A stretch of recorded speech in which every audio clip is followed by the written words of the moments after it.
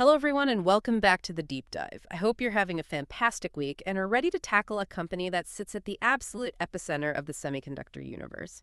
Today, we are diving deep into KLA Corporation, ticker KLAC, the highly specialized global leader in process control. If you think of companies like NVIDIA, Apple, or AMD as the intellectual architects, the brain and muscle of the digital age, KLA is the critical, often unseen link. They are the quality control inspector that ensures that raw, expensive silicon even makes it to the final stage as a functioning advanced chip. They basically hold the clipboard on the $20 billion factory floor. Now, here's the central investment question we're tackling today, and it's a critical one for investors looking for durable growth.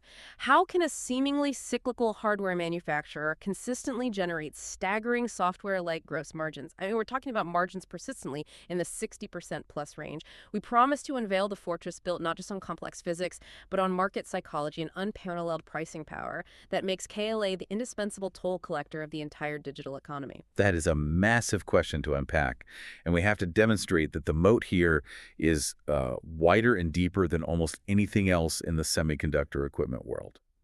But before we get into the details of KLA's nearly unparalleled economic fortress, just a quick note for everyone joining us for this deep dive. For those who want to act on these investment ideas, having a professional-grade platform that can handle global trading and deep data access is key. We use interactive brokers, and we've partnered with them to get our listeners a stock bonus when they sign up and start trading. So you get a bonus to start building your portfolio and support this deep dive and the channel at the same time. That link is simple to find. It's right down in the description below. That's right. And of course, if you find value in this kind of in-depth discussion and detailed analysis, the best way to let us know and to ensure the delivery of future deep dives is to subscribe, like, and leave us a comment telling us what you want us to dig into next. It truly helps the channel, and we read every single one of your suggestions. Perfect. And now let's get straight to the silicon. We have to start with the fundamental underlying physics of the business, which is truly KLA's greatest long-term tailwind. Pillar number one, the business model KLA as the nervous system of the fab. And when we talk about the nervous system, we need to immediately address the staggering economic stakes KLA is mitigating. When we talk about semiconductor manufacturing, the whole operation hinges on one metric above all others: yield. Yield is not just important, it is everything. I mean, to truly understand the context, you have to appreciate the scale. A state-of-the-art fabrication facility, or fab, operating at, say, the 3-nanometer node, costs over $20 billion to construct and equip. This massive investment runs silicon wafers through literally thousands of microscopic processing steps: lithography, etch, deposition over a cycle time that spans 3 to 4 agonizing months. 3 to 4 months. Wow. Yeah. And when a foundry starts a brand new process node, their initial yields can be disastrously low. We're talking single digits. And if a fab manager cannot rapidly ramp that yield up to commercially viable levels, which must be typically above 90% for mature nodes to achieve profitability, the financial consequences are immediate and catastrophic. The daily depreciation costs on a $20 billion asset are in the tens of millions of dollars. You're just hemorrhaging cash every single day the process doesn't work. It sounds less like a manufacturing process and more like a high-stakes emergency room. Yeah. And KLA is selling the mathematical certainty required to keep the patient alive. They generate revenue and profits by selling the eyes and the brain required to achieve and maintain this commercially viable yield. That's their core value proposition, right? Precisely. They were providing highly advanced process control systems. When we discuss KLA, we're talking about sophisticated hardware utilizing proprietary optics, powerful lasers, advanced broadband plasma, and high-resolution electron beams, all to inspect the wafers at the atomic scale, at the nanometer level, to detect defects and measure critical physical parameters. But you're right to challenge the label of hardware manufacturer, because it seems like KLA monetizes the assurance of quality and the speed of yield ramp, not just the physical tool. That's it, exactly. They're selling a result, not just a machine. Okay, that leads directly to the core business model twist. We've heard it described as a razor and blade model, but I think that analogy needs, amplification, given the scale and recurring nature of the revenue. I agree. The analogy holds, but the stakes are just so much higher. The razor is the inspection tool itself, which costs anywhere from $5 million to maybe $30 million for a high-end system like the Gen 5. But the truly lucrative high-margin blades are the recurring service contracts, the annual maintenance fees, and the critical software licenses, like those for their Clarity suite, that are needed to keep these ultra-sensitive machines calibrated, running, and analyzing data at peak performance. This recurring revenue stream is crucial to their financial stability. It acts as a massive floor during downturns. And the durability of this entire model is underwritten by the laws of physics. The continued quest for Moore's law, or, the continued failure to achieve it easily, is KLA's biggest long-term tailwind because it guarantees increasing complexity. That's the key insight. As the industry moves from planar architectures to 7-nanometer, 5, 3, and now 2-nanometer logic, incorporating brand new structures like gate-all-around or GEA, and the expensive extreme ultraviolet lithography, the inherent disorder, the entropy of the system, just increases exponentially. So complexity is KLA's friend. Disorder equals dollars. Absolutely. This skyrocketing complexity means foundries must increase what we call process control intensity. Historically, in simpler, older nodes, a fab might inspect a wafer every 50 or 60 processing steps. When you're building FinFETs, or worse, GA structures that rely on perfect three-dimensional alignment, you have to inspect far more frequently, maybe every 10 to 15 critical steps. So why the dramatic increase in inspection frequency? Why can't they just wait and check at the end of the line? Because of the risk of burying a killer defect. If a microscopic error, something as small as a cluster of just a few dozen atoms, occurs early in the process and you don't detect it immediately, it gets permanently covered by subsequent layers of material, metal, insulators, you name it. Once that defect is buried, you've essentially ruined a $20,000 wafer. The value KLA provides is catching that defect at step 12 before it costs millions at step 120. Without their tools, the fab is truly flying blind. There is no other commercial method to verify the integrity of structures only a few dozen atoms wide at production speed. That technical necessity then combines with a truly fascinating behavioral economic moat. The industry's rigid copy-exactly philosophy, pioneered by Intel. This is structural lock-in amplified by human psychology. It's incredible.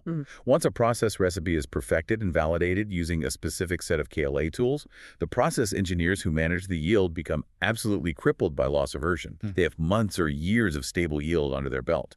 They fought for every percentage point. So they won't touch anything. They will not change even the most minor process variable, and certainly not the critical inspection tool that validates the entire manufacturing flow, for fear of crashing the yields they fought so hard to stabilize. KLA sells the industry standard for truth, and disrupting the standard truth is career suicide for an engineer. Okay, let's unpack this moat further, because this takes us into the core of why KLA achieves those elite software-like financials. It's not just a hardware company, it's a physics company with behavioral lock-in and a data premium. That's the perfect synthesis. The primary moat is based on intangible assets, proprietary technology, and decades of accumulated process knowledge. And crucially, it's reinforced by those staggeringly high switching costs. So let's talk about the tech. What is the secret sauce? The technological edge is best understood through their proprietary broadband plasma, or BBP, technology. While major generalist competitors like Applied Materials exist, KLA's BBP systems, such as the Gen 5 series, utilize a proprietary laser-pumped plasma light source. This technology is incredibly hard to develop because it generates light of unmatched intensity and spectral breadth, covering everything from deep ultraviolet to visible light. Okay, why is achieving that intensity and breadth so difficult? I mean, why can't a competitor simply acquire or license a better light source? It's a fundamental R&D barrier. Mastering the physics of generating and controlling plasma light at the necessary power, and then designing the optical train to accurately detect tiny defects using it, requires billions of dollars of dedicated R&D over decades. It's not a readily available component you can buy off the shelf. It's a proprietary scientific breakthrough. KLA invests a higher percentage of its R&D budget specifically into this inspection physics than any competitor, allowing them to inspect wafers at production speeds and sensitivities that competitors cannot physically match, even if they spend heavily. And this translates directly into the winner-take-most dynamic we see in market share, right? Precisely. KLA holds significantly over 50% market share in optical patterned wafer inspection. But the real story is in the most critical leading-edge discovery applications, finding those brand new, rare killer defects at 3-nanometer and 2-nanometer. Here, many analysts estimate their market dominance approaches 90%. That is the definition of a technological choke point built on proprietary physics. Let's use the example of stochastic defects to make this argument about switching costs crystal clear. What are those? This is where the Gen 5 yield defense really shines. When a foundry is pushing a new node, they are fighting against stochastic defects. Think of the difference between stamping out identical keys, that's a predictable defect, versus trying to manufacture millions of unique human fingerprints, that's a stochastic defect. These are random, non-repeating errors, often caused by fundamental physical limits, like the probabilistic nature of EUV light. They are invisible to legacy tools because they don't follow a pattern. Okay, so with that in mind, why would a fab manager reject a competitor's tool if it's offered at, say, a 30% discount? Because the initial cost of the tool is absolutely irrelevant compared to the value it protects. A $30 million Gen 5 is negligible next to the $20 billion cost of the fab. The true economic rationale is this. The cost of the tool might be $30 million, but the cost of yield loss, if the cheaper, less sensitive competitor misses one new stochastic defect, could cost the foundry $10 to $20 million per month in lost wafer value. KLA charges a massive premium because the alternative to buying their tool is operational failure and inability to ramp production. This pricing power is the definitive hallmark of their fortress moat. And the moat isn't static, it's widening through the data and software component. This is how they transition from a mere equipment seller to, I guess, a data services powerhouse. Right. They're constructing a secondary moat based on data and ecosystem lock-in via their software suite, Clarity. Clarity is crucial because it doesn't just analyze data from KLA's machines. It acts as the centralized yield analysis hub, ingesting data from etch tools, deposition tools, and lithography equipment across the entire fab. So the network effect kicks in. The more KLA tools you have in the fab, the better and smarter Clarity works. Exactly. Clarity uses proprietary algorithms, often powered by AI, to spot the tiny, non-repeating stochastic defect patterns that would be missed by human inspection.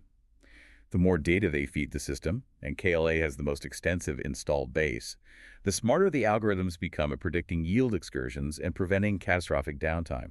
It's a self-reinforcing data flywheel, making the customer even more reliant on KLA's ecosystem over time. And underpinning all of this technological superiority is the service mode, the high-margin, recurring revenue floor that gives the entire business its stability. The service business is incredible. It's been growing at a rate of 12 to 14% compounded annually and is a pure-play, high-margin, sticky revenue stream. With tens of thousands of machines globally, the retention rate for service contracts on critical tools approaches 100%. 100%. That's amazing. It is. And the service contract is not merely paying for a repair technician. It's a subscription to KLA's proprietary cumulative knowledge base, decades of solving the toughest yield problems. When a multi-million-dollar tool goes down at 3 a.m. on a Sunday, KLA service engineers are often the only ones globally, with the proprietary diagnostics, the specialized tools, and the IP knowledge to rapidly fix it. Smaller competitors simply cannot meet the round-the-clock service-level agreements required by a modern, highly utilized fab. So if we synthesize all of this dominance, we need to move beyond individual components and apply some of the timeless investment concepts. This feels less like a simple competitive advantage and more like a Lollapalooza effect, multiple forces acting together. It is the perfect Lollapalooza. Let's break down the mutually reinforcing factors. Yeah. First, the physics. The inherent difficulty of seeing defects at the angstrom level requires massive R&D scale, creating an insurmountable barrier to entry for any startup or generalist competitor. Okay, so that's one. Then second, the psychology. The extreme risk aversion or incentive-caused bias of those fab managers we talked about. The easiest, lowest risk decision is always to buy the industry standard, KLA.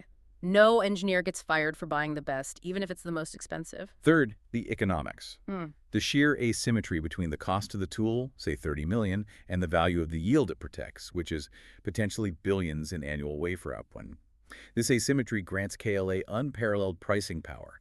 They capture a tiny slice of an exponentially larger pie. And fourth, the data moat we just discussed. The compounding advantage of the installed base and the software lock-in from Clarity. When these four factors converge, you get the winner-take-most dynamic that defines KLA's financial performance. This confluence also perfectly fits the classic bridge toll mental model. KLA is the ultimate unregulated toll bridge. If you are a manufacturer and you want to cross the chasm from raw silicon to a functioning processor, you absolutely must pay the toll to KLA. You cannot bypass the bridge. Attempting to run the fab without their process control guarantees failure. And the beauty of this toll bridge is that the traffic global chip demand is increasing, and the bridge is structurally mandated to raise its toll every year. It fits the ideal definition of a business with pricing power in an inherently inflationary environment. That toll increase happens in several subtle ways. Higher price tags for new-gen systems, mandatory software license upgrades to handle new nodes like GAA, and higher service contract fees commensurate with the tool's complexity. We must also address the intangible asset of share of mind. When we simulate the scuttlebutt conversation, what are the engineers actually saying about KLA? The feedback is characterized by what we call grudging respect. Industry forums are indeed full of process engineers who complain bitterly about KLA's high prices and their perceived held hostage position due to essential service contracts. They feel the company uses its market dominance aggressively. But they renew the contracts without a second thought. Absolutely, because the alternative downtime or failure is simply unacceptable. True customer devotion in this high-stakes B2B world is measured not by affection, but by dependency. And that dependency is confirmed by hard data. KLA consistently wins preferred quality supplier awards from the largest players. For instance, receiving Intel's prestigious 2024 EPIC Distinguished Supplier Award confirms that at the highest strategic levels where decisions affect billions in capital allocation, KLA is viewed not as a vendor, but as a critical, indispensable partner essential to the customer's competitive success. Let's touch briefly on the employee perspective because it speaks volumes about the culture required to maintain this technological moat. Employee sentiment often describes KLA as a university for process control engineering. It is arguably the best place in the world to master the physics of semiconductor manufacturing, and the technical caliber of the staff is extremely high. The compensation structure, heavily weighted towards stock-based equity, creates highly effective golden handcuffs that retain top talent. But the critique mentions a pressure cooker environment. How does that high-pressure culture align with the business goals? The culture is intense, relentless, and highly metric-driven, management by metrics. Reviews frequently cite acute work-life balance issues, but this relentless focus is the engine that maintains the technological edge. You need engineers who are willing to solve the toughest physics problems under extreme deadlines because the customer's $20 billion factory is depending on it. The company's culture is perfectly aligned with its mission, filtering for high-performance engineers who can deliver the indispensable solution for maximum financial reward. The trade-off is clear. High reward for solving the world's hardest problems, coupled with relentless, metric-driven demands. Now we need to define the battlefield by looking at the competitive landscape. If KLA is so profitable, why hasn't a giant like Applied Materials simply acquired a smaller optical competitor and poured billions into R&D to match BBP? That is the right challenge, and it goes back to the physics moat. Applied Materials, AMAT, is the massive generalist, the 800-pound gorilla of the equipment market. Their core strategy is materials engineering, depositing, and etching films. They do compete with KLA in certain areas, particularly e-beam inspection and some metrology, but they lack KLA's core dominance in optical inspection. And the financials tell the story. Here is the most critical financial data point. AMAT's gross margins hover around 47%. KLA's margins are consistently 60% plus. That 13 to 15 percentage point differential tells you exactly where the proprietary IP and unique pricing power reside. Some of AMAT's tools are more commoditized, relying on scale. KLA's tools rely on unique proprietary physics that grants them a monopoly position in key areas. Then you have ASML, the other highly dominant player. ASML is the lithography partner. They're the engine that prints the circuits. KLA, however, is the audit engine that verifies the printing process was successful. While the lines blur slightly in metrology, KLA remains distinct in defect discovery. ASML is focused on creation. KLA is focused on non-discretionary verification. Let's address the technological competition directly, particularly the perpetual fear that faster e-beam inspection will eventually disrupt and replace optical inspection, which is KLA's stronghold. This is a risk that is often completely misunderstood because the underlying physics creates a necessary functional duality. E-beam offers superior resolution, the microscope view, but it's physically too slow for a full wafer inspection in a high-volume production line. Too slow. How much slower are we talking? To quantify this, an optical tool, KLA specialty, can scan an entire 300mm wafer for defects in 10 to 15 minutes. An e-beam tool using serial scanning would take 8 to 10 hours to achieve the same coverage. You simply cannot run a 24/7 high-volume production line when your critical inspection step takes an entire shift. So, optical remains indispensable for speed, the satellite view, while E-beam is reserved for targeted microscope review once the defect is located. Precisely. And KLA has successfully hedged this technological risk by launching its own high-resolution E-beam systems, like the ESL-10, to capture the lucrative review market as well. They're ensuring that even if the workflow shifts slightly, the data still flows through their ecosystem. Optical remains, and will remain for the foreseeable future, the primary search tool for production speed. And finally, KLA's often overlooked Switzerland advantage. This is a crucial strategic asset. Foundries are naturally wary of sharing their most sensitive yield data with a competitor like Applied Materials, because AMAT also sells the process tools, the etchers, the deposition systems that might be causing the defects. AMAT would be incentivized to obscure or downplay errors caused by its own equipment. But KLA, because they don't sell the process tools, is an independent, neutral auditor. That neutrality builds a fundamental layer of trust. Foundries trust KLA with their most sensitive information, because KLA is solely focused on identifying the defect, regardless of its source. That integrity is essential when the stakes involve multi-million-dollar yield losses. Moving now to the quality of a company's leadership and its financial discipline, we shift from the technological moat to the financial fortress. This is where KLA truly differentiates itself from the boom and bust cycle reputation of its peers. The stability of the leadership is remarkable. Rick Wallace has served as CEO since 2006, nearly 2 decades. That kind of longevity suggests a disciplined, long-term approach. His philosophy, the KLA operating model, is built not on promotional hype, but on disciplined execution and strict performance metrics. And his successful navigation of challenges, like the failed Lam Research merger in 2016, highlights his strategic resilience. Absolutely. The DOJ blocked that merger. Instead of being demoralized, Wallace pivoted immediately back to a robust standalone strategy that has arguably generated more long-term value for shareholders than the combined entity might have. That showed disciplined strategic thinking and a clear focus on profitable execution. When we look at shareholder alignment, the compensation structure is telling. Management incentives are explicitly tied to 2 things: operating margin and relative total shareholder return compared to peers. This discourages chasing unprofitable growth and encourages capital efficiency. Wallace himself has massive skin in the game through significant stock ownership, ensuring he is perfectly aligned with long-term owners. That discipline culminates in what we refer to as the 85% pledge. What is that? This is the clearest sign of corporate commitment to shareholders. KLA has codified a capital allocation policy committing to returning at least 85% of free cash flow to shareholders through dividends and buybacks. This isn't a vague corporate goal. It's a strict financial rule they adhere to religiously. And they execute that pledge primarily through aggressive buybacks, which provide a floor for EPS during volatility. They do. They have deployed roughly $12.5 billion in buybacks since 2020. Reducing the share count provides a necessary structural floor for earnings per share. If the semiconductor cycle dips and the stock price falls, the buyback commitment acts as a highly accretive mechanism, supporting the EPS and providing a signal of management confidence. KLA is also a dividend achiever, having raised its dividend for 16 consecutive years at a 15% CAGR, which further signals management views cash as belonging to the owners. Let's drill down into the financial profile. We argued that KLA looks like a software company disguised as hardware. Let's quantify that premium. The numbers are undeniable. Start with gross margins, consistently 60 to 63%. We compared that to peers like AMAT at 47%. That 15-plus point differential places KLA's profitability closer to companies like Microsoft or Google Cloud than to typical heavy equipment manufacturers. This enormous spread is the pure financial manifestation of the IP and pricing power mode. And the operating leverage is massive, driving high cash conversion. Yes, operating margins consistently hover around 40 to 43%.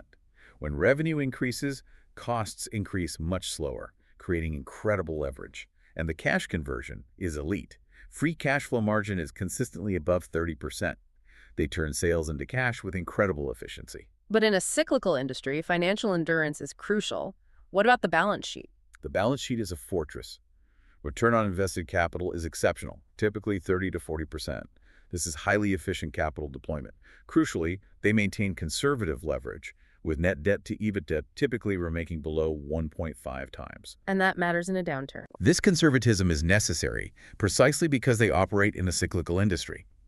This pristine balance sheet allows KLA to execute a critical strategic move, investing through semiconductor downturns.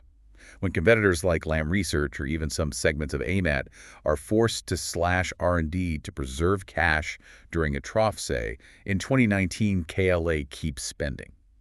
This counter-cyclical R&D strategy ensures they emerge from the recession with an even stronger technological lead for the next cycle, effectively widening the moat during the downturn. Moving into the final pillar of our deep dive, we have to look at the primary risks, the major growth catalysts, and the current valuation context, starting with the geopolitical elephant in the room, the U.S.-China trade war. This is the single largest permanent structural risk to KLA.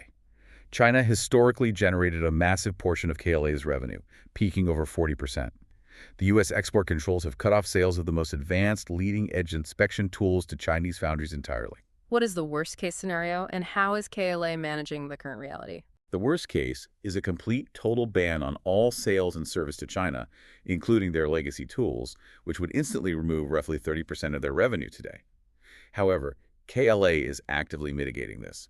They are guiding China revenue down to that 30% level, and they are aggressively backfilling the lost demand with massive growth in the U.S., Europe, and Japan, fueled by global onshoring efforts like the CHIPS Act. So they're diversifying away. Right. The pain of decoupling is real, but the company's global diversification is proving it is not fatal. Furthermore, there is a second-level thought process regarding China. Although leading-edge sales are restricted, China is now aggressively buying legacy tools for self-sufficiency in older nodes. Think 45-nanometer and 28-nanometer chips used for EVs, IoT, and industrial applications. This creates a persistent, politically sensitive but still robust revenue stream for legacy equipment. Let's address the legal and antitrust exposure, given KLA's dominance. Their dominance makes them a perpetual regulatory target. The DOJ blocking the Lam Research merger in 2016 serves as a clear reminder. They also face Walker Process antitrust litigation, where smaller competitors allege KLA obtained patents fraudulently to maintain their monopoly. While KLA has successfully defended these suits, they highlight the aggressive nature of their moat defense and the permanent regulatory target painted on their back. For investors, this simply means large M&A is unlikely, and legal defense costs are a persistent operating expense. Okay, let's pivot to the high-impact growth catalysts that justify the premium valuation. The first is the massive inflection point created by AI and advanced packaging. This is perhaps the biggest, most underappreciated tailwind right now. Modern AI chips like NVIDIA's massive Blackwell or AMD's MI300 are enormous. The larger the die, the mathematically higher the risk of a killer defect. This drives process control intensity through the roof because the cost of failure is so high. And what about advanced packaging? These chips rely heavily on advanced packaging, such as CoWoS and high-bandwidth memory. KLA has identified this advanced packaging segment as a new served addressable market, or SAM, which they expect to nearly double their revenue contribution from this segment to over $900 million. It's a completely new structural growth vector for them. So how does KLA specifically monetize advanced packaging? Take HBM, the vertically stacked memory. It stacks multiple DRAM dies, often 8 or 12 layers high. If even one tiny die fails, the entire expensive stack is scrap. This risk mandates a fundamental shift in inspection strategy. Memory inspection historically used a sampling strategy, checking only a few chips per batch. But you can't do that with HBM. With HBM, that shifts to a 100% coverage strategy. Every single layer of every single die must be inspected before it is bonded. Additionally, the wafer bonding process itself requires incredibly precise metrology tools, and KLA is positioned to dominate the inspection of these new 3D architectures. And finally, the structural transition that links back to our initial thesis. The move to 2-nanometer and the complex gate-all-around transistor architectures. This is the core physics tailwind. The move to GAA is incredibly challenging. These complex, three-dimensional structures are exceptionally difficult to measure and control with existing tools. This forces a major technology upgrade cycle for KLA's entire installed base globally. The existing tools simply won't be sensitive enough to handle the new physics of measuring the horizontal gate structures. KLA's new metrology tools become non-discretionary purchases, driving a massive wave of spending from all the leading foundries globally. Let's integrate the structural theme we talked about earlier. If Moore's Law is slowing, how does that affect KLA's valuation, and why is that actually bullish? The standard investor view is that a slowing Moore's Law means fewer technology upgrades, which is bad for equipment companies. But this is where the second-level thinking is critical. If shrinking features becomes impossibly, prohibitively difficult, The industry will have to focus maniacally on squeezing every last percentage point of yield out of the difficult, expensive process that they can achieve. Right, so the value shifts from just making things smaller. Exactly. The value shifts from the company that enables the shrinking, which is lithography, ASML, to the company that ensures the process actually works profitably, which is process control, KLA. The harder the physics gets, the higher the failure rate, and the more essential KLA's tools become. This high-certainty value proposition justifies the premium PE multiple. Speaking of that multiple, KLA trades at 25 to 30 times PE. Why pay a premium for a cyclical stock? Because the market has re-rated KLA from a merely cyclical hardware stock to a high-quality compounder with near-utility-like certainty of cash flows. You pay a premium for that resilience and quality. So, if the PE multiple is elevated, where is the margin of safety for the prudent investor? The safety doesn't come from a low PE, which we are unlikely to see outside of a major industry crash. It comes from the indispensability and the durability of the underlying business model. The non-discretionary service business, generating over $2.5 billion in high-margin recurring revenue, provides a hard cash flow floor. Even if equipment sales drop 50% in a severe recession, that service revenue stabilizes earnings and maintains profitability. And the buybacks help too. That cash floor, combined with the management's commitment to disciplined capital allocation, the 85% FCF pledge, means that any significant dip in the stock price is likely met by aggressive, highly accretive buybacks, which acts as a powerful EPS stabilizer. The conclusion for the prudent investor is clear. The easy money of multiple expansion is likely gone, but the long-term compounding of intrinsic value remains incredibly attractive. That's the investment judgment. Ideally, an investor might wait for a cyclical trough, the famous semi-cycle, to initiate a position when the PE compresses to perhaps under 20 times. But for a long-term investor, the compounding power generated by that massive free cash flow, protected by a physics-based moat, makes KLA a high-quality cornerstone holding, even at a slight premium today. Let's synthesize the entire thesis. KLA is the Tollkeeper of the digital age, a wonderful company built on physics-based moats, boasting software-like margins, and led by disciplined capital stewardship, indispensable, resilient, and shareholder-aligned. That encapsulates the one-pager thesis perfectly. Now, let's leave our listener with one final provocative thought that takes this analysis one step further into the future. Bring it on. We discussed that the failure of traditional scaling, the slowing of Moore's law, is actually bullish for KLA. Let's think about the ultimate implication of that. If the physics continues to fight back and chip manufacturing yields become persistently challenging, KLA's relationship with its customers shifts fundamentally. It moves from being a supplier of equipment to being a partner in survival. When a foundry invests $20 billion and sees yields flatlined at 50%, KLA doesn't just sell a tool, they sell the solution to economic viability. So the next decade is defined by yield extraction, not just future reduction. Exactly. Challenge yourself to consider how the increasing difficulty in the physical world translates directly into higher financial certainty and pricing power for the most indispensable player. If the next decade is characterized by physics failure, that failure will, ironically, be KLA's greatest commercial success because they are selling the only commercially available key to high yield. That is a phenomenal piece of second-level thinking and an incredible framework for valuing this company. What an amazing deep dive into one of the most resilient business models in technology today. A pleasure, as always. Thank you so much for joining us for this deep dive into KLA Corporation. We hope this has provided you with a clear, synthesized understanding of why this company is such a critical and financially elite player in the global semiconductor ecosystem. Keep learning, keep digging, and we will catch you on the next deep dive.